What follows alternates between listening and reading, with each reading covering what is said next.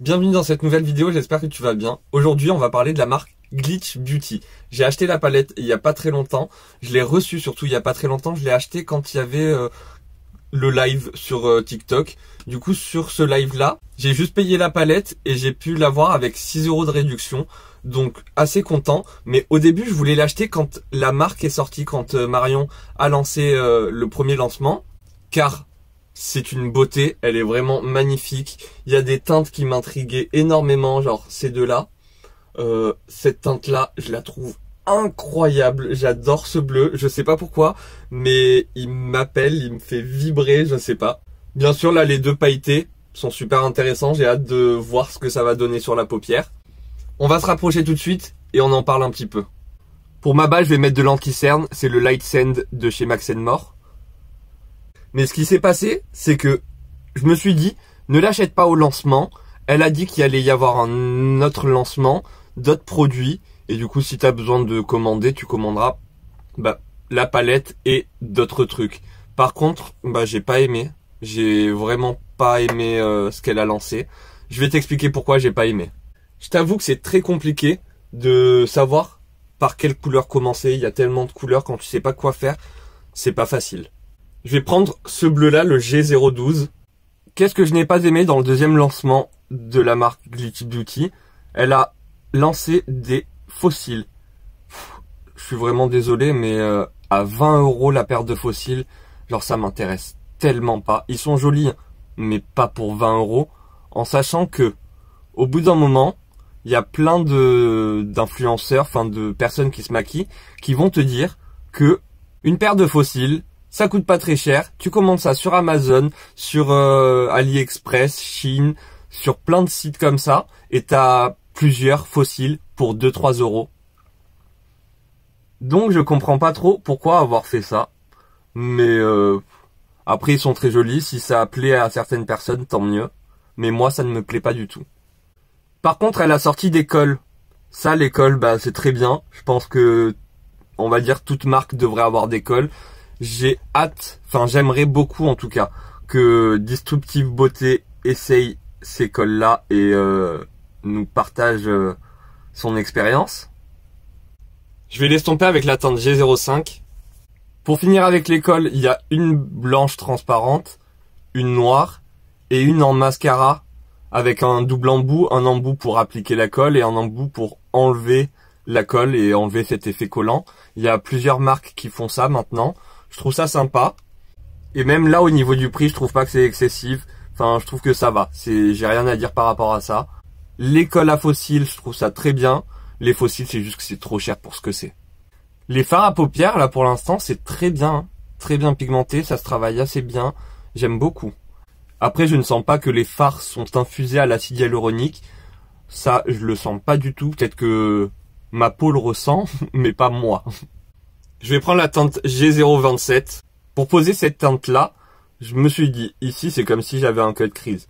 Du coup, je vais la poser ici, comme si je continuais le cut crease, mais je vais laisser un petit espace quand même entre le bleu et cette nouvelle couleur.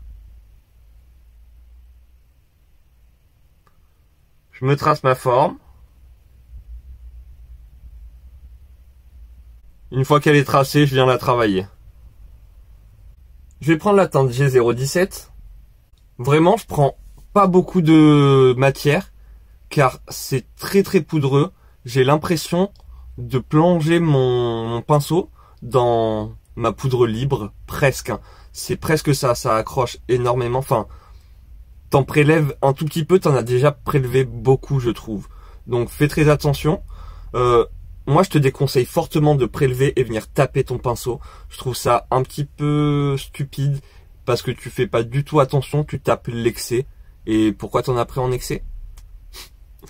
Donc, t'en prends un tout petit peu et tu viens travailler, tu viens doser petit à petit. Mais tu vois bien, juste en prenant un tout petit peu de fard, c'est grave pigmenté. Qu'est-ce qu'il y a d'autre que je n'ai pas aimé dans le nouveau lancement? Parce qu'en fait, il n'y a rien vraiment que j'aime bien, mais juste j'aime bien. C'est pas il me les faut ou je sais pas. Pour moi, c'est pas super bien réfléchi pour tout le monde. Là, c'est très bien réfléchi pour ses fans, peut-être pour les gens qui sont vraiment à fond derrière elle, je ne sais pas. J'arrive pas à comprendre pourquoi elle a lancé ces produits-là. Pour dégrader les deux couleurs, je prends la teinte G021, je repasse sur le violet et je l'estompe bien comme il faut. Après, je dis pas que les produits sont nuls, hein. Les produits sont très bien.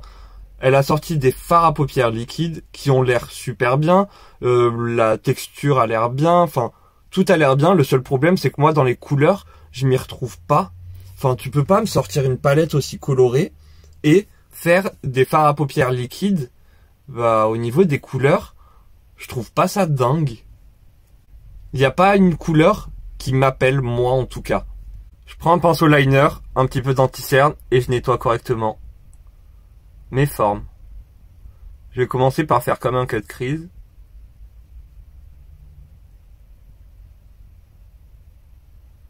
Une fois que j'en suis là, ce que je vais faire, c'est retracer cette ligne-là et je vais la monter jusqu'au sourcil. Donc, je continue comme ça et quand je veux, je viens couper.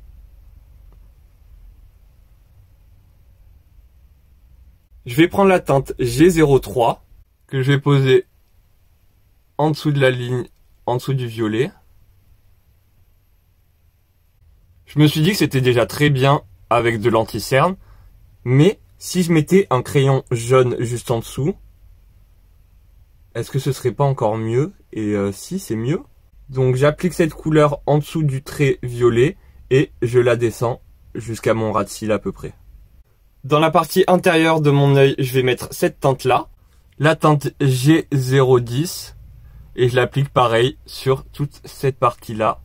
Bon, pour l'instant, j'avais rien à dire sur les fards. Par contre, celui-là, il est un petit peu compliqué. Je suis pas fan de ce que ça fait. Hors caméra, j'ai même pris mon doigt et j'y suis allé au doigt. C'était bien intense. Je fais jamais ça et là, ça a bien marché. Je suis bien content. Par contre, c'est pas super beau, super clean, super lisse. À cause de la base en dessous, le crayon a donné cet effet qui n'était pas lisse parce que c'est pas un super crayon de super bonne qualité. J'ai cette palette de fard gras et je pense que si j'aurais utilisé ce jaune là, en fine couche, vraiment très fine couche, ça n'aurait pas fait le même résultat. Donc je réessayerai une prochaine fois, mais c'est pas de la faute du fard à paupières, mais plus de la base en dessous. Je reprends G027, le violet le plus foncé, et je vais l'appliquer vraiment au ras de mes cils, surtout sur la partie externe. Et je vais l'étirer comme un liner. Comme au-dessus, je prends la teinte G021 pour estomper le violet le plus foncé. Et je me pose juste au-dessus et je l'estompe. Qu'est-ce qu'il y avait d'autre dans le deuxième lancement de la marque? Elle a sorti une pince Glitch Beauty, une pince pour pouvoir appliquer les fossiles. Bon, c'est très bien. Je crois que le prix est un petit peu trop cher pour ce que c'est. Mais ça, j'allais pas en avoir besoin, donc je l'ai pas acheté, ça m'intéressait pas. Et j'estompe encore avec la teinte G017. Donc je me mets juste au-dessus et je viens balayer. Du coup, dans le lancement, il n'y a pas beaucoup de trucs qui m'intéressent. Et il me semble que la dernière chose qu'elle a sortie, c'était une boîte avec des strass. Ça, j'arrive vraiment pas à comprendre. Les strass sont très jolis. La qualité du strass est géniale. C'est des strass en verre, pas en plastique. Du coup, il me semble, si je ne dis pas de bêtises, mais c'est la même qualité de strass que des Swarovski. Le fait que ce soit du verre poli, le strass a un reflet plus important, plus joli. Enfin, tout est plus joli, le fait que ce soit en verre. Bien sûr, il n'y a pas de secret, ça coûte plus cher que les strass en plastique. Mais ce que je comprends pas, c'est pourquoi faire ça. Je crois que c'est à 26 € la boîte. Avec la boîte, tu as un petit applicateur. C'est très bien. Par contre, 26 € pour des strass, je vous connais. Il y a plein de personnes qui achètent des strass sur Amazon, sur plein de sites comme ça. Pardon, mais vous les jetez. Donc, achetez des strass, une boîte de strass, 26 € pour les coller, les laisser une fois. Et encore, les strass ronds, je sais, les moitiés de diamant, là, genre, je sais que ça, vous les jetez assez rapidement.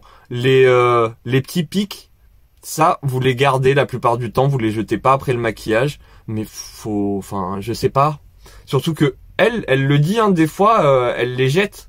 Il me semble qu'elle l'avait déjà dit, hein, mais il me semble que elle les jette, qu'elle ne les garde pas la plupart du temps. Si elle se fait tout le visage en strass, elle va tout gratter et tout aller jeter à la poubelle.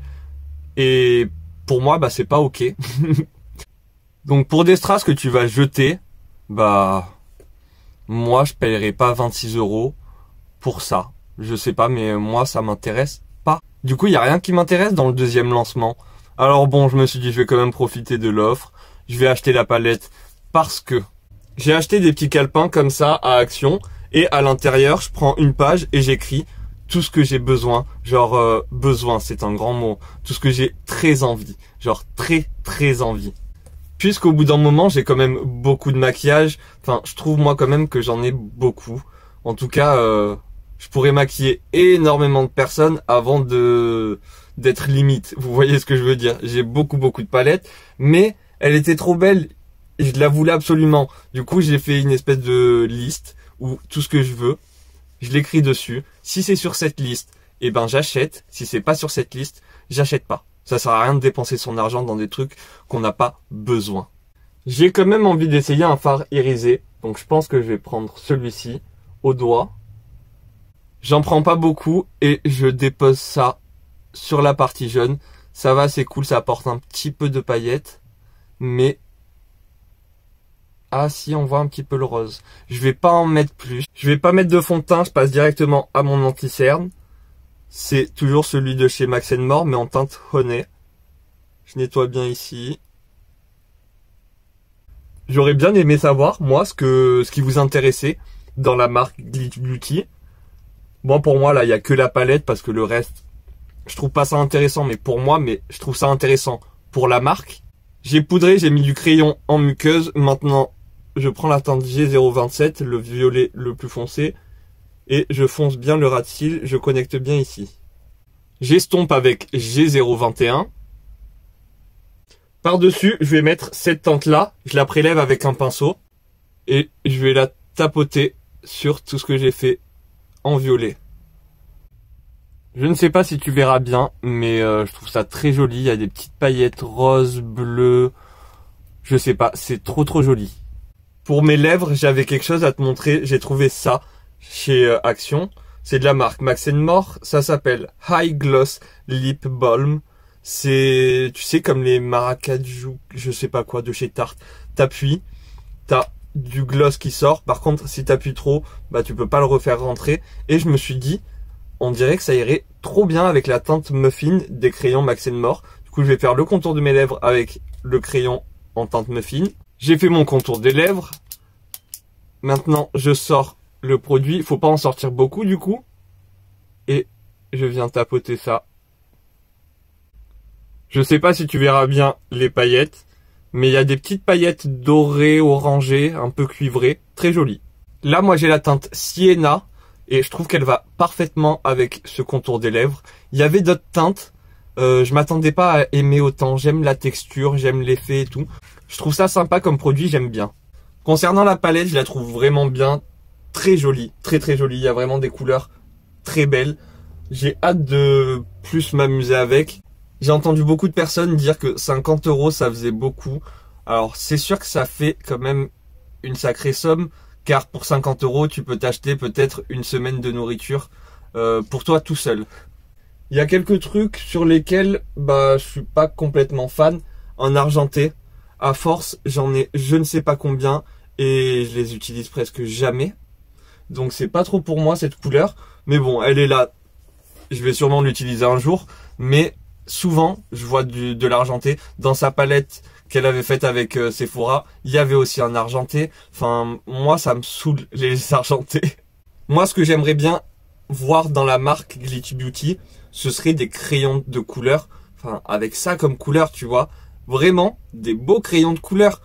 Elle a sorti des fards à paupières liquides. Par contre, moi, je peux pas avoir une palette aussi colorée et avoir des fards à paupières liquides. Bah...